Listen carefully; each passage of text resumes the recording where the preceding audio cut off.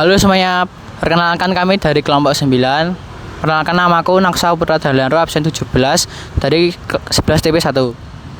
Perkenalkan, namaku Muhammad Jariwanto dari absen 15 kelas 11 TP1.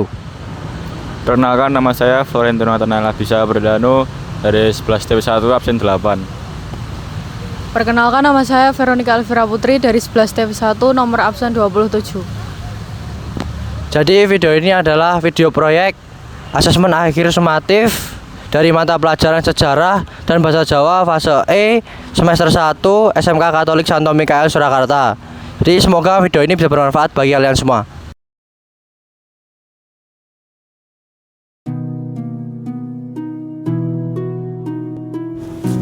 Loji Gandrung dibangun sekitar tahun 1830 oleh Johannes Augustinus de Sentier, seorang tuan tanah Belanda yang terhubung dengan Keraton Surakarta. Bangunan bergaya ini sini awalnya berfungsi sebagai rumah pribadi dan tempat pesta, mencerminkan kemewahan serta simbol kekuasaan elit kolonial yang menggabungkan budaya Eropa dan Jawa. Pada masa kolonial, Loji Gandrung menjadi lambang integrasi antara kekuasaan kolonial dan bangsawan lokal dalam tata kota Surakarta. Setelah masa kolonial, bangunan ini sempat digunakan sebagai markas militer dan kini menjadi rumah dinas wali kota Surakarta, menandakan kesinambungan perannya sebagai simbol kekuasaan dari era kolonial hingga masa kini.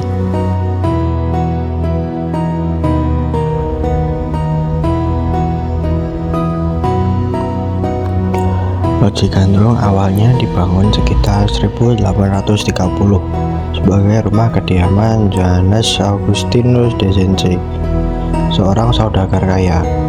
Selain menjadi tempat tinggal, rumah besar bergaya ini sini berfungsi sebagai simbol status sosial pemiliknya.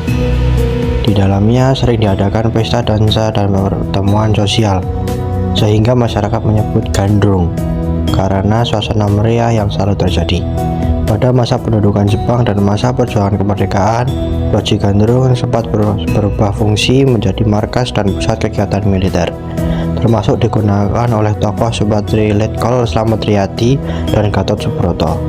Setelah masa kolonial berakhir, bangunan ini kemudian dijadikan rumah dinas wali kota Surakarta dan ditetapkan sebagai cagar budaya sekaligus tetap berfungsi sebagai ruang sosial bagi masyarakat. Saat ini Loji Gandrung berada dalam kondisi terawat sebagai bangunan cagar budaya bergaya Inggris dengan ciri fisik seperti teras panjang, jendela dan pintu besar, langit-langit tinggi, serta atap kayu dan elemen Jawa pada menara kecilnya. Kompleksnya telah direvitalisasi, halaman depannya ditata menjadi ruang publik dengan taman dan kolam. Sementara struktur bangunan utama masih dipertahankan keasliannya. Fungsinya sekarang adalah sebagai rumah dinas wali kota Surakarta, sekaligus ruang publik dan ruang sosial. Aula di belakang dapat digunakan masyarakat untuk pertemuan, dan kawasan Loji Gandrung juga difungsikan sebagai tempat kegiatan resmi pemerintahan, acara budaya, serta tujuan wisata sejarah karena nilai arsitektur dan sejarahnya.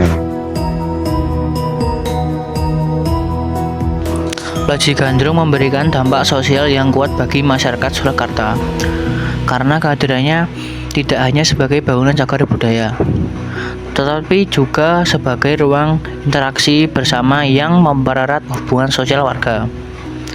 Pembukaannya sebagai ruang publik membuat masyarakat dari berbagai kalangan dapat berkumpul, berdiskusi, dan mengadakan kegiatan komunitas tanpa hambatan biaya, sehingga memperkuat rasa kebersamaan, inklusivitas, dan solidaritas sosial.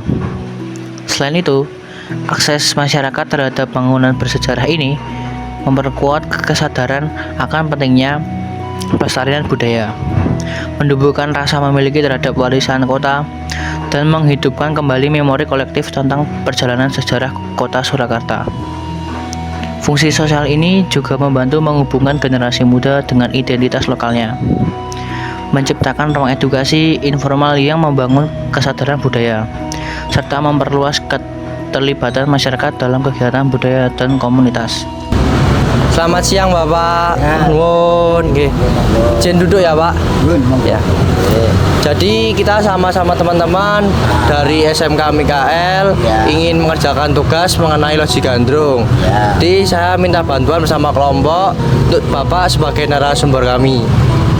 Maaf ya, saya sebelumnya minta maaf karena saya masalah loji gandrung itu kan tidak terlalu mendalam banget ketahuannya.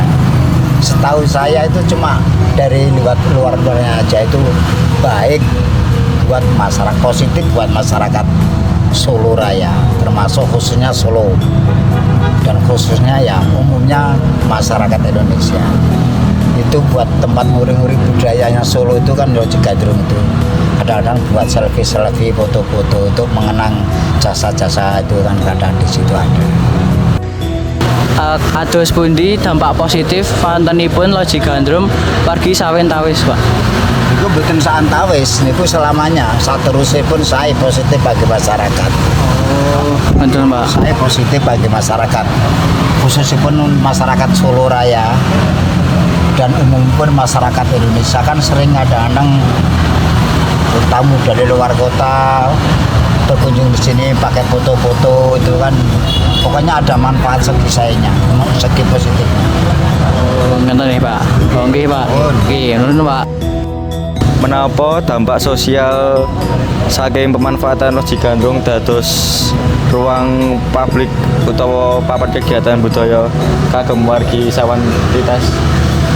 Itu menurut pendapat kula nggih mungkin masyarakat Solo Raya manfaatnya saya kangge paguyuban, kangge napa pertemuan maka ada event-event kadang-kadang temriki. Jadi intinya kangge nguri-nguri budaya Solo. Kangge nguri-nguri budaya ciri khas Solo termasuk warga Solo. Namun menurut loji gandrung itu intinya kegunaannya positif, nggak ada yang istilahnya negatif-negatif. Itu setapnya netral, segitu aja. Oke ya Pak. Kados pundi fungsi loji gandrung wonten masa samenika kontribusi ing sektor pariwisata lan perekonomian. Jadi itu kan dari dulu loji gandrung kan tempatnya itu Mbak, dari sektor ekonomi dari apa-apa kan di situ. Jadi ya itu tadi dari segi cagar budayanya ada di situ, dari pokoknya orang Solo itu masih membudayakan itu. Cagar budayanya orang Solo kan itu loji gandrung itu. Fungsinya positif buat masyarakat.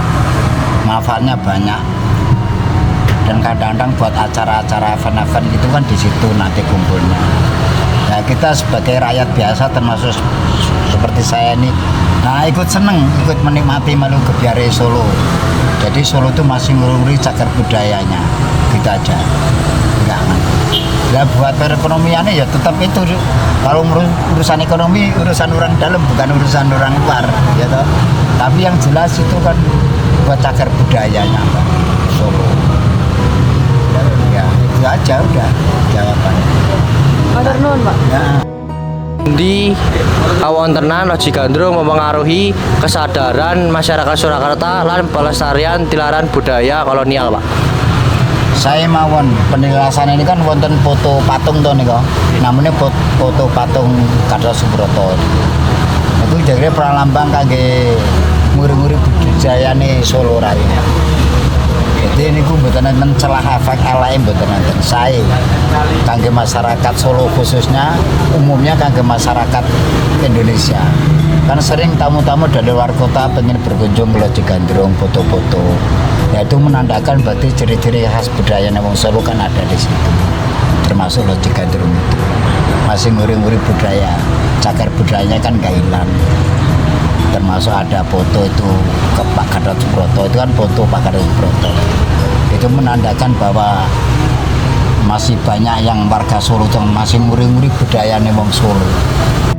Terima kasih Bapak atas bantuannya. Saya sama teman-teman izin pamit. Terima kasih banyak ya Bapak. Ya monggo.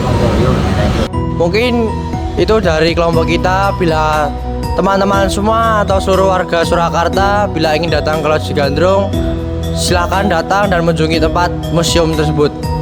Dari tugas ini kita belajar bahwa pentingnya bekerja sama, disiplin, mengatur waktu, dan berkomunikasi dengan baik dengan orang lain atau masyarakat sekitar. Sekian dari kelompok kami, terima kasih.